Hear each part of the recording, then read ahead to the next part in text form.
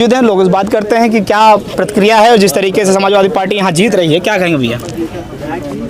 जीत रही दोनों सीटें, उसमें कहना क्या है जनता। हाँ, तो जिस तरीके से आप लोगों ने मेहनत किया है और जिस तरीके से विधायक जी ने बताया कि तमाम योजनाएं थी और जो कि राहुल गांधी ने भी अपनी योजनाएं बताई, उस पर क्या जनता ने मुहर लगाया है? जनता ने 10 सालों से बहुत पीड़ित थी और रोजगार लेकर बेरोजगारी जो बढ़ी थी और किसान, नौजवान, व्यापारी, हर वर्ग लोग त्रस्त थे। इसलिए बार लोगों ने, जनता ने चुनाव लड़ा है और खुद लड़कर चढ़ बढ़ हिस्सा लिया। इस बार जो है इंडिया गठबंधन सरकार बनने जा रही है। अच्छा, जैसे विपक्षी कह रहे थे कि बाबू सिंह कुशवाहा जी बाहरी हैं, और वो अब कैसा लग रहा है यहाँ पर देखने के बाद में कि जो मतदान है उन्हीं के पक्ष में आया है, क्या कहेंगे उस पर? इसमें बाहरी और घर की कोई बात नहीं है। जनता ने मुद्दों पे लड़ा है और मुद्दों पे ही चुनाव हुआ है। इसलिए जनता ने मुद्दों को देखते हुए वोट इंडिया गठबंधन को प्रत्याशी और पीडीए को देखते हुए उन्होंने वोट दिया है।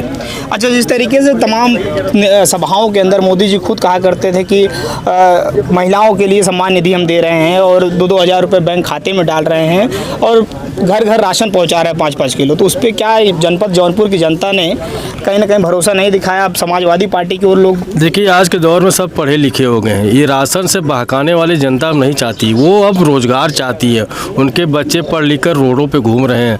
मोदी जी इसके पहले कहा पकौड़े बेचो, समोसे बेचो, अब वो पकौड़े समोसे की बात नहीं है, अब सब अपना हक अधिकार की बात करते हैं। हक अधिकार की बात, मतलब बेरोजगारी एक बड़ा मुद्दा रही है। बेरोजगारी बहुत बड़ी मुद्दा थी, यही कारण बनी है बीजेपी, क्योंकि मोदी जी विदेशों में भी जाके कहे हमारे देश में 80% युवा है। जब युवा 80% है तो उनको क्या चाहिए? युवाओं को रोजगार चाहिए, पसीना चाहिए, तो ये सब चीज़ चाहिए न। तो इसलिए युवाओं ने जो चढ़ के हिस्सा लिया, उन्होंने वोट दिया भी, दिलवाया भी। हर वर्ग, हर समाज के लोगों ने वोट दिया इस बार। अच्छा, ऐसे में और भी युवा लोग भी यहाँ पर साथ में हैं, आइए उनसे भी बात करते हैं कि क्या बेरोजगारी कैसी यहाँ मुद्दा रही है? बेरोजगारी सबसे बड़ी मुद्दा रही है यहाँ पर, नहीं पूरे देश की बेरोजगारी सबसे बड़ी मुद्दा रही है नौजवानों के लिए। और उसके बाद अग्निवीर व्यवस्था सबसे बड़ी मुद्दा रही है, जो हम नौजवानों को मनोबल गिराने का काम कर रही है। लेकिन सरकार तो अग्निवीर लाई थी कि 4 साल जिस तरीके से ग्रेजुएशन करते हैं उसी तरीके से आप अग्निवीर में जाकर के 4 साल की ग्रेजुएशन करके आइए, उसके बाद कहीं और लग। जब हम बंदूक चलाना सीखेंगे ही तब तक हम रिटायर हो जाएंगे। हम क्या 4 साल में बंदूक चला करके गार्ड की नौकरी करवाना चाहते हैं? जी बिल्कुल जी। क्या कहेंगे, क्या मुद्दे रहे थे इस बार जनपद जौनपुर के? पहले तो मैं आपको बहुत बहुत धन्यवाद दे रहा हूँ जो आप यहाँ आए और अपना समय दे रहे हैं कड़ी दोपहरी में। आप चुनाव के विषय में पूछना चाहते हैं तो हम आपको बताना चाहते हैं कि पूरे देश की जनता बनाम सरकार चुनाव हुआ है इस बार। जनता बनाम सरकार? जनता बनाम सरकार। जनता ने चुनाव लड़ा है? जनता चुनाव लड़ी है सीधे मोदी से।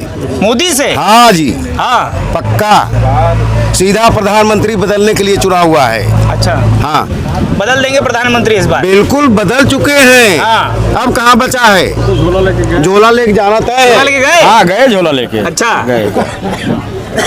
और जिस देश में किसान परेशान, नौजवान परेशान, छात्र परेशान, व्यापारी परेशान, तो मोदी को देगा कौन? ये जुमलेबाज लोग अब नहीं रहेंगे। कहा था ना कि वो तो जुमला था। किसने कहा था? अमित शाह। अच्छा, जुमले की बात अगर कर रहे हैं, जिस तरीके से झूठ बोलना पाप है, वही आज उनको खल रहा है कि झूठ न बोले होते तो हो सकता था हैट्रिक लगा लेते तीसरी बार, लेकिन अब झूठ जनता सुनने वाली नहीं है। अच्छा, जिस तरीके से राहुल गांधी जी ने कहा है कि 1-1 लाख रुपए महिलाओं खाते में जाएगा, ये तो जुमला नहीं हो जाएगा? ये जुमला हो ही नहीं सकता। हाँ। जब 2 लाख